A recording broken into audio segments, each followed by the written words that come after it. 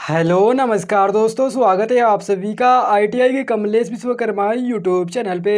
तो friends, finally मैं यहाँ पर आप लोगों का वर्कशॉप कैलकुलेशन एंड साइंस का शाम 8 बजे का वीडियो लेकर आ चुका हूँ। तो जो भी छात्र पहले वीडियो देख रहे हैं, आप लोग इसे एक लाइक करिए और अपने दोस्तों के पास व्हाट्सएप, फेसबुक, इंस्टाग्राम और टेलीग्राम ग्रुप में आप लोग इसे शेयर जरूर कीजिएगा, ताकि और भी स्टूडेंट को ऐसे क्वेश्चंस मालूम होना चाहिए। क्योंकि आप लोगों का एग्जाम चल रहा है सीबीटी का, तो यहाँ पर सीबीटी के एग्जाम का ही क्वेश्चन मैं आप लोगों को बता रहा हूँ। तो आइए वीडियो को स्टार्ट करते हैं, लेकिन उससे पहले आप चैनल पर नए हैं, अभी तक सब्सक्राइब नहीं किए हुए हैं, तो आप लोग सब्सक्राइब कर ले। आपको नीचे एक लाल बटन दिखा है सब्सक्राइब वाला, उसको दबा लेना और बेल आइकन को ऑल पर प्रेस कर लेना है। और आप तक आईटीआई जुड़ी सभी जानकारी और आईटीआई क्लास आप तक पहुंचती रहेगी। जैसा कि फ्रेंड्स, यहाँ पर आज मैं यहाँ पर 61 नंबर क्वेश्चन से आज स्टार्ट करने वाला हूँ और 1 से लेकर 60 तक क्वेश्चन का आंसर आपको मेरे चैनल पर वीडियो मिल जाएगा। आप लोग प्ले लिस्ट चेक कर लीजिए, वहाँ पर trade theory, employability skill, workshop, calculation and science का वहाँ पर वीडियो अपलोड किया गया है। आप लोग वहाँ से प्ले लिस्ट में जाकर चेक कर सकते हैं। तो यहाँ पर देखिए, आप लोगों का 61 नंबर क्वेश्चन जो दिया गया है, तेल स्प्रिट का अपेक्षित घनत्व द्वारा मापा जाता है। तो आपकी ऑप्शन ए है बैरोमीटर, बी है सिस्मोग्राफ और सी है हाइड्रोमीटर और डी है इनमें से कोई नहीं। तो फ्रेंड्स, यहाँ पर जो आपका फर्स्ट क्वेश्चन का आंसर होता है वो आपका यहाँ पर सी ऑप्शन जो है आपका हाइड्रोमीटर बिल्कुल राइट आंसर है। यानी आपका जो तेल व स्प्रिट का अपेक्षित घनत्व जो है वो आपका हाइड्रोमीटर से मापा जाता है। तो इसलिए आपका सी ऑप्शन बिल्कुल राइट आंसर होता है। अब यहाँ पर का 62 नंबर दिया गया क्वेश्चन, रिक्त स्थान का दूसरा नाम द्रव्यमापी है। ठीक है, यानी यहाँ पर जो आपका नाम है उसका नाम द्रव्यमापी है। तो यहाँ पर आपके ऑप्शन ए है बैरोमीटर, बी है सिस्मोग्राफ, सी है हाइड्रोमीटर और डी है इनमें से कोई नहीं। तो फ्रेंड्स, आपके सामने ये आंसर दिख रहा है, फटाफट इसका आंसर मार दीजिए। तो यहाँ पर आपका 62 नंबर क्वेश्चन का जो आंसर है, हाइड्रोमीटर का नाम द्रव्यमापी होता है। तो इसलिए यहाँ पर जो आपका सी ऑप्शन है बिल्कुल राइट आंसर है। अब यहाँ पर आपका 63 नंबर क्वेश्चन दिया गया है, वेरी मोस्ट इंपॉर्टेंट है। बर्फ का टुकड़ा जब पिघलता है तो उसका आयतन है। ए ऑप्शन है बढ़ता है, बी है घटता है, सी है कुछ नहीं होता, डी है उपर्युक्त सभी। तो फ्रेंड्स, यहाँ पर आपका जो आंसर है बी घटता है। ठीक है, बर्फ का टुकड़ा जैसे जैसे आपका पिघलता है उसका आयतन क्या होता है, घटता है। इसलिए आपका बी ऑप्शन बिल्कुल राइट है।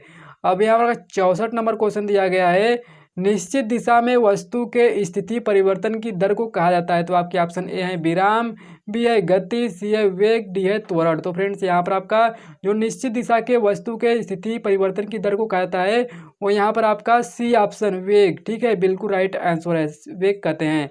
अब यहाँ पर आपका 65 नंबर क्वेश्चन दिया गया है, जो कि ऐसा सर्किट जिसमें पॉजिटिव और नेगेटिव जुड़ जाएं उसे कहते हैं। ठीक है, ऐसा सर्किट जिसमें पॉजिटिव और नेगेटिव जुड़ जाए उसे क्या कहते हैं, वही आपको बताना। तो आप लोग इसका अगर आंसर जानते हैं तो आप लोग इसका आंसर कमेंट में करिए। ठीक है, इसका ऑप्शन नहीं है।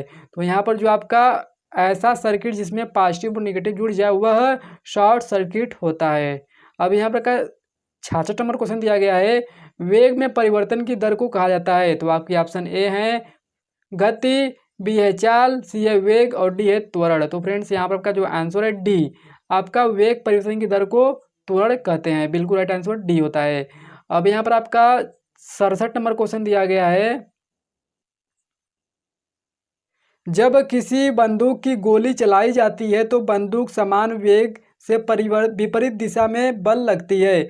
यह न्यूटन के गति का कौन सा नियम कहलाता है। तो आपके ऑप्शन ए है पहला नियम, बी है दूसरा नियम, सी है तीसरा नियम और डी है चौथा नियम। तो यहाँ पर जो आपका आंसर है सी, ठीक है, तीसरा नियम आपका इस पे लागू होता है, इसलिए आपका सी ऑप्शन बिल्कुल राइट आंसर है।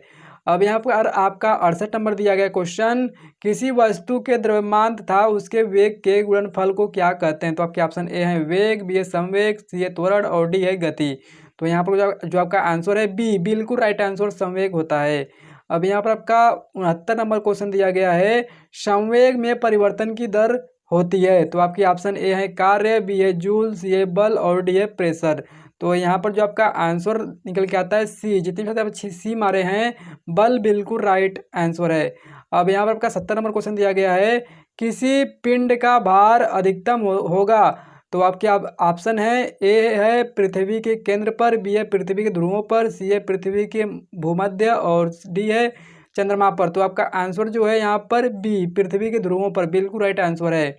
अब यहाँ पर आपका 71 नंबर क्वेश्चन है, वेरी मोस्ट इम्पॉर्टेंट है। तो यहाँ पर देखिए 1 न्यूटन बराबर कितने डाइन होते हैं वही आपको बताना है। तो आपके ऑप्शन ए है 120 डाइन, बी है 100 डाइन, और सी है 105 डाइन, और डी है 141 डाइन।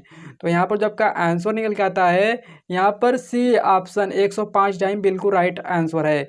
अब यहाँ पर आपका 72 नंबर क्वेश्चन दिया गया है, वेग के घटने की दर को कहते हैं। तो आपके ऑप्शन ए है त्वरण, बी है वेग, सी है मंदन, और डी है जूल। तो यहाँ पर वेग घटने की दर को क्या कहते हैं? तो आपका सी ऑप्शन जितने छात्र आप मारे हैं मंदन कहते हैं, बिल्कुल राइट आंसर सी है। अब यहाँ पर आपका 73 नंबर क्वेश्चन दिया गया, जड़त्व का नियम न्यूटन का नियम है। तो आपका ए प्रथम, द्वितीय, तृतीय, चतुर्थ। जड़त्व का नियम को और किस नाम से जानते हैं वो आपका कौन सा नियम है वही आपको बताना है। तो आपका यहाँ पर प्रथम नियम को जड़त्व का नियम कहते हैं न्यूटन के, ठीक है, इसलिए आपका ए ऑप्शन बिल्कुल राइट होता है।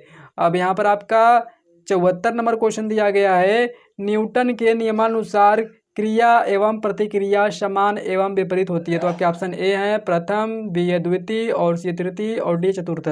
तो यहाँ पर आपका जो आंसर निकल के आता है तृतीय, ठीक है, न्यूटन के नियमानुसार क्रिया एवं प्रतिक्रिया का समान विपरीत होती है, वो आपका तृतीय, सी ऑप्शन तृतीय पर बिल्कुल राइट आंसर सी ऑप्शन है।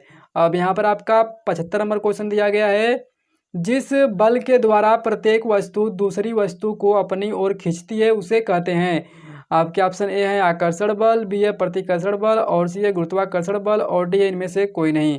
तो यहाँ पर आपका जो आंसर है गुरुत्वाकर्षण बल बिल्कुल राइट आंसर होता है सी।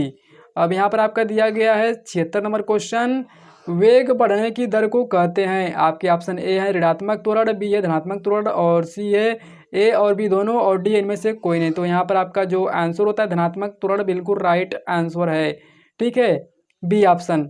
अब यहाँ पर आपका 77 नंबर क्वेश्चन दिया गया है, जो कि पहले आप लोग इसका क्वेश्चन देखिए, इसमें आपका ऑप्शन नहीं दिया गया है।